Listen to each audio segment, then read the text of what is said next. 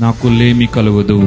ఆయన కాపరిగా ఉంటే నాకు లేమి కలుగదు. ఆయన కాపరిగా ఉంటే పచ్చిక బయళ్ళలో నేను పరుండి ఆనందిస్తా. ఈ పచ్చిక బయళ్ళు అన్నది ఎంత గొప్పది అంటే, పచ్చిక బయళ్ళు అన్నది అబండెన్స్ కి సూచన. కాపరి అంటేనే మనం వెంటనే గొర్రెలైపోవాలి. మనం పచ్చిక బయళ్ళను మేత మేసే సమృద్ధి కలిగిన గొర్రెలము వలె ఆయన దొడ్డెలో ఎప్పుడు కూడా విరాజిల్లుతాము అని దేవత దేవుడు అంటూ ఉన్నాడు.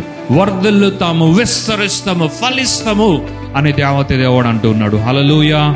ఈ వాక్యం ఎంత గొప్పదని చెప్పాను కదా. పచ్చిక బయళ్ళలో నేను నిన్ను పరుండ చేసేదను అన్న వాక్యము ఒక దైవజనుడికి పెట్టిన వెంటనే ఆమేన్, హల్లెలూయా, స్తోత్రం, I'm blessed with this word brother అని ఆయన పెట్టడం జరిగింది. అంటే దేవుని బిడ్డలు ఎవరైనా సరే పచ్చిక బయలు అన్నది ఇష్టపడని వారు ఉంటారు. అది మన జీవితము ఫలభరితముగా ఉండుటకు సూచనగా ఉన్నది. ఎన్ని పరిస్థితులు, ఎన్ని వ్యతిరేకతలు, ఎలాంటి ఆటుపోట్లు, అడ్డులు వచ్చినా సరే మనము యేసయ్యను బట్టి, మన మంచి కాపరిని బట్టి, మన కాపరి అయిన యెహోవాను బట్టి, మన నాదుని బట్టి, మన దేవుని బట్టి పచ్చిక బయళ్ళలోనే మనము మేత మేస్తూ ఉంటాం. దేవుని నామానికి మహిమ కలుగును గాక. ఈ రోజు నుండి మన థింకింగ్ మారిపోవాలి.